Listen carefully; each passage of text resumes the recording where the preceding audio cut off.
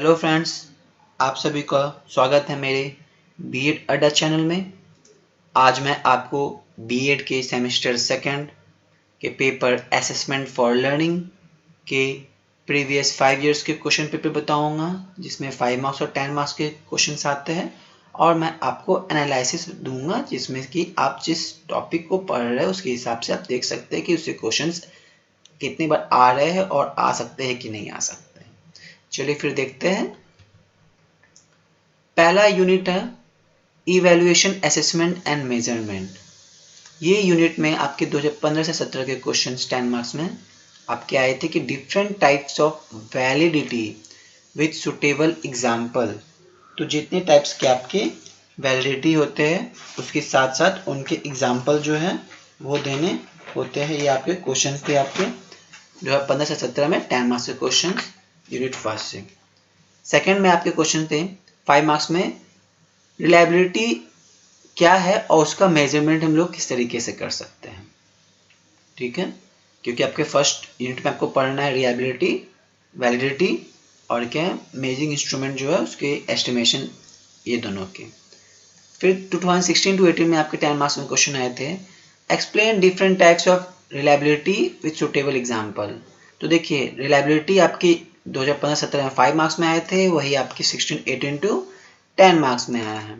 Then यहाँ 10 marks में आपके है what do you mean by assessment का क्या मतलब है, और उसके जो कंसेप्ट है मेजरमेंट, असेसमेंट और इवैल्यूएशन को वो बताइए, उसके साथ एक एग्जांपल भी दीजिए। फिर आया था levels scales of educational measurement with suitable example, जो कि आपके अलग अलग स्केल्स होते हैं, जो नॉर्मल स्केल है, ऑर्डिनल स्केल है, इंटरवल स्केल है और रेशियो स्केल है। ये चारों स्केल आपको एक्सप्लेन करना है 10 मार्क्स में। देन 5 मार्क्स में वैलिडिटी क्या होता है, उसके मेजरमेंट कैसे करते हैं। Then difference between quantitative and qualitative. Quantitative मतलब पता है, क्वालिटी मतलब उसके नंबर्स में काउंट होते हैं, मतलब क्वांटिटेटिव में, और क्वालिटेटिव में क्या कैसा क्वालिटी अच्छा है खराब है तो क्वालिटेटिव हो जाएगा। देन 2017 टू 19 में क्वेश्चन पूछे गए 10 मार्क्स में what are the characteristic measuring instrument. जो मेजरिंग इंस्ट्रूमेंट उसका कैरेक्टरिस्टिक्स क्या है और उसको एक्सप्लेन कीजिए। फिर आपके 5 मार्क्स में क्वेश्चन आए थे relation between evaluation and assessment, कि दोनों का रिलेशन क्या है। Then types of measurement and their explanation, अलग मेजरमेंट कितने टाइप्स के होते हैं और उसके एक्सप्लेनेशन देने होते हैं। देन 2018 टू 20 में क्वेश्चन थे 10 मार्क्स में what do you understand by evaluation का क्या मतलब है और मेजरमेंट और इवैल्यूएशन का डिफरेंसेस क्या है। देन 5 मार्क्स में क्वेश्चन है कि आपका रिलायबिलिटी और वैलिडिटी में क्या डिफरेंस है। Then describe different types of level of scale, जो 4 लेवल स्केल्स है आपके नॉर्मल, ऑर्डिनल, इंटरवल और रेशियो, ये स्केल को मतलब डिस्क्राइब करना है 5 मार्क्स में। देन 2019 टू 21 में क्वेश्चन थे 10 मार्क्स में व्हाट इज मेजरमेंट क्या है, उसके एग्जांपल दीजिए और वो इवैल्यूएशन से कैसे डिफर करता है। देन 5 मार्क्स में रिलेबिलिटी का मतलब क्या है। देन मेजरमेंट को डिफाइन कीजिए और डिफरेंट टाइप्स ऑफ मेजरमेंट है वो एक्सप्लेन कीजिए 5 मार्क्स में। देन 20 से 22 में आपके 10 मार्क्स में क्वेश्चन थे discuss different types of scales, measurement, suitable example. Then 5 marks में कि आपका असेसमेंट फॉर लर्निंग से आप क्या समझते हैं। देन वैलिडिटी को डिफाइन कीजिए 5 मार्क्स में।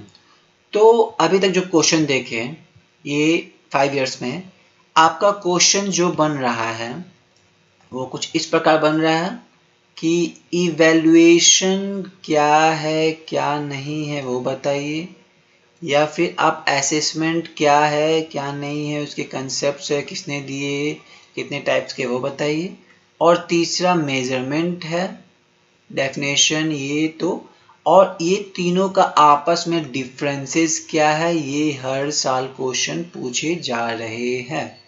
आइदर ये दोनों का पूछ सकता है या ये दोनों का पूछ सकता है या ये किसी का किसी से पूछ सकता है या तीनों का एक साथ पूछ लेगा। तो पहला ये इंपॉर्टेंट क्वेश्चन हो गया। अब दूसरा इसी टॉपिक में आपका है टाइप्स ऑफ स्केल्स। क्या है, टाइप्स ऑफ स्केल्स।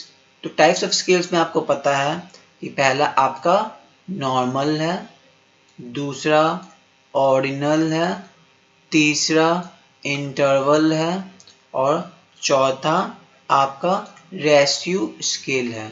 तो ये आपका इस यूनिट में इम्पॉर्टेंट टॉपिक है। और तीसरा and the last topic of this unit is reliability and validity, इनके आपस में डिफरेंसेस और क्या, वैलिड डिफरेंसेस और अपना इसका कंसेप्ट क्या है। ठीक है, तो इस यूनिट में इतने ही टॉपिक इम्पॉर्टेंट है और इससे हर साल 10 मार्क्स में क्वेश्चंस आ ही रहे हैं और 5 मार्क्स में भी आ रहे हैं। तो इस यूनिट को कृपया करके ना ही छोड़ें, अच्छे से कर लीजिए। अब नेक्स्ट यूनिट देखते हैं, अगला यूनिट क्या है। अगला यूनिट है आपका measurement procedure in respect of cognitive and non cognitive test. तो 2015 to 17 में 10 मार्क्स क्वेश्चन है कि प्रोजेक्टिव टेक्निक्स जो है आपका, प्रोजेक्टिव टेक्निक्स जो है वो आपका इम्पॉर्टेंट है इसमें।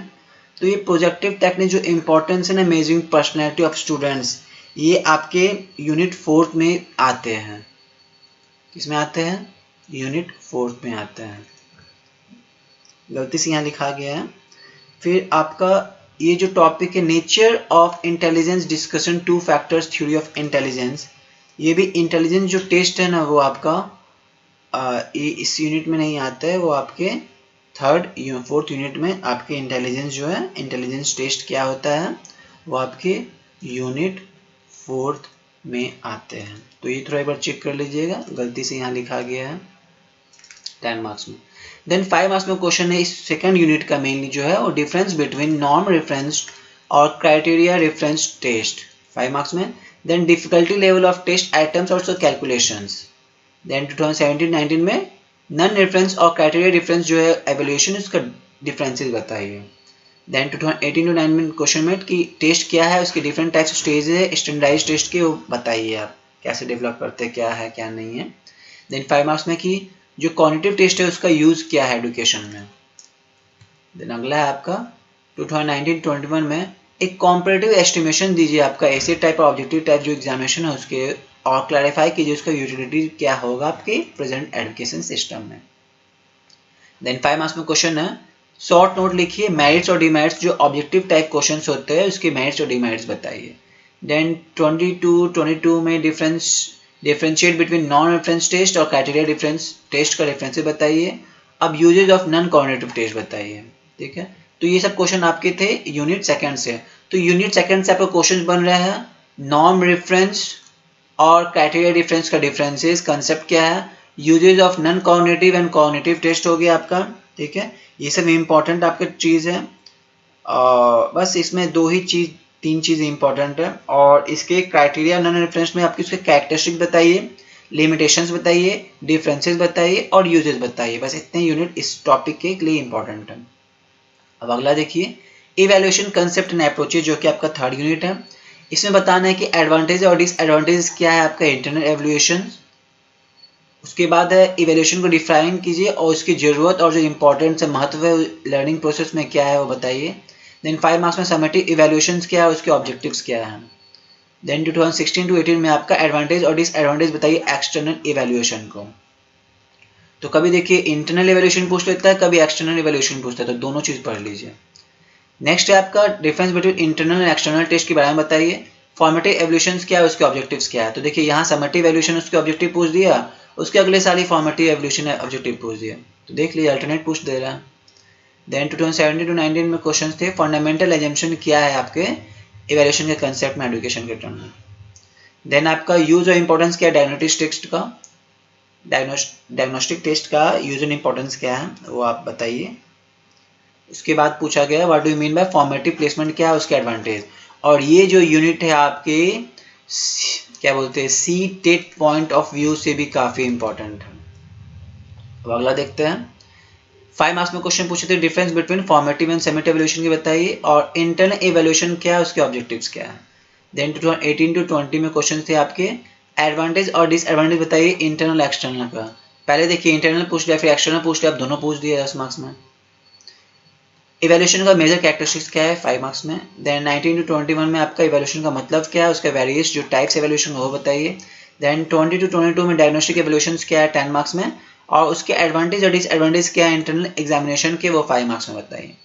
तो इस चैप्टर में आपके मेनली जो पूछे जा रहे हैं वो आपके इवैल्यूएशन का कंसेप्ट, नीड, इंपॉर्टेंस, कैरेक्टरिस्टिक्स, उसके बाद आपकी जो समेटिव, डायग्नोस्टिक और फॉर्मेटिव प्लेसमेंट है इसके डिफरेंसेस, इसके एडवांटेज, इसके ऑब्जेक्टिव्स, फिर एक्सटर्नल और इंटरनल एवल्यूएशन के एडवांटेजेस, डिसएडवांटेजेस, डिफरेंसेस और ऑब्जेक्टिव्स, बस इतना। अब नेक्स्ट यूनिट में बढ़ते हैं। यूनिट 4 जो है आपका techniques and tools of evaluation.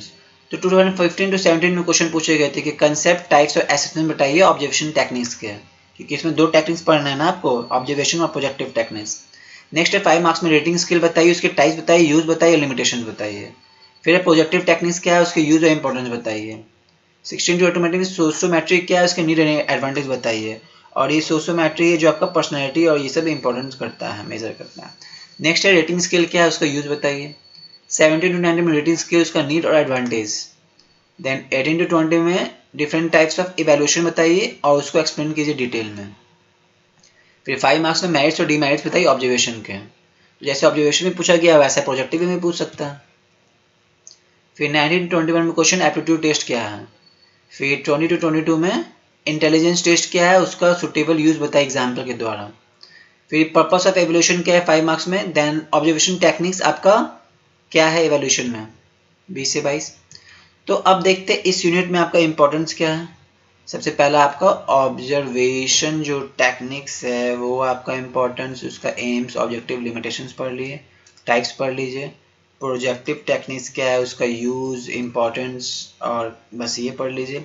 फिर एवोल्यूशन के अलग अलग टाइप्स हैं ना, इवैल्यूएशंस के अलग अलग टाइप्स जो है आपके, जैसे आपका रेटिंग स्केल हो गया, रेटिंग स्केल्स हो गया, उसके बाद इंटेलिजेंस टेस्ट हो गया। तो ये सब चीज़ आपको इस टॉपिक में, और एटीट्यूड टेस्ट हो गया, एप्टीट्यूड टेस्ट हो गया, फिर हो गया आपका एंटी डॉक्टरल रिकॉर्ड हो गया, ये सब आपको देखना होगा इस यूनिट में। ठीक है, सेकंड लास्ट यूनिट देखते हैं 5th नंबर यूनिट में, continuous and comprehensive evolution and credit based evolution, इसको हम लोग CCE भी बोलते हैं। तो 15 टू 17 में क्वेश्चन पूछे थे, कंसेप्ट बताइए, नीड और इंपॉर्टेंस बताइए CCE का, 10 मार्क्स। देखिए 15 में पूछा गया, 16 में पूछा ही नहीं गया, तो कभी पूछता है कभी नहीं पूछ रहा है। 18 20 में पूछ रहा है, आप मॉडर्न एवोल्यूशन का मॉडर्न कंसेप्ट क्लैरिफाई कीजिए और जो क्रेडिट बेस्ड इवैल्यूएशन है वो फुलफिल कर रहा है कि नहीं कर रहा है आपकी नीड, एवोल्यूशन की नीड के हिसाब से। फिर डिफरेंस बताइए कंटिन्यूअस एंड कॉम्प्रिहेंसिव इवैल्यूएशन का। अब 20 और 22 में पूछा गया था कि कंटिन्यूअस और कॉम्प्रिहेंसिव इवैल्यूएशन का मतलब क्या है और इसका यूज क्या है टीचिंग लर्निंग प्रोसेस में। तो CCE का बस ये पढ़ लीजिए, क्या पढ़ना है इसमें, CCE का आपको पढ़ना है बस कंसेप्ट, नीड, इम्पोर्टेंस, बस ये पढ़ लीजिए, इसमें काफ़ी इम्पोर्टेंट हो जाएगा। ठीक है, तो इस यूनिट का यहीं तक है। फिर आप देखिए यूनिट 6 में बेसिक स्टैटिस्टिक्स इन एजुकेशन। तो पहला स्टैंडर्ड डेविएशंस क्या होता है और इसको कैलकुलेट कीजिए, इस टेबल को आप कैलकुलेट करना है स्टैंडर्ड डेविएशन। देन 5 मार्क्स में पूछा गया use of properties of normal probability curve, जिसे हम NPC बोलते हैं। देन स्टैंडर्ड डेविएशन का यूज बताइए, क्वार्टर डेविएशन का क्लासरूम सिचुएशन के हिसाब से। 16 टू 18 में आपके कोरिलेशन का क्या होता है, उसके कितने क्या क्या टाइप्स है और उसके एप्रोप्रिएट एग्जांपल दीजिए। देन नेक्स्ट आपका मीडियन को कैलकुलेट कीजिए इस टेबल से। Then use and properties of median. फिर परसेंटाइल रैंक क्या है, उसका यूज क्या है। ठीक है, तो आपका ये देखना होगा। और ये जो यूज एंड मीन है ना, ये आपके 5 मार्क्स में क्वेश्चन है। ठीक है, देन 17 टू 19 में आपका मीन का मतलब क्या, शॉर्टकट मेथड से आप इसको कैलकुलेट कीजिए। ठीक है, देन क्वार्टाइल डेविएशंस क्या है, उसका यूज क्या है, ए से मोड पे ऐसे लिखिए, और properties of use of properties क्या है मीडियन के, वो बताइए, 5 मार्क्स में क्वेश्चन है। देन 18 टू 20 में आपको कोएफिशिएंट और कोरिलेशन पूछा गया, इसको टेबल को देख के आप कोएफिशिएंट और कोरिलेशन का रिलेशनशिप बताइए। देन 5 मार्क्स में सेंट्रल टेंडेंसी का यूज क्या है और NPC नॉर्मल प्रोबेबिलिटी कर्व, तो उसको आप बताइए कि क्या है आपका।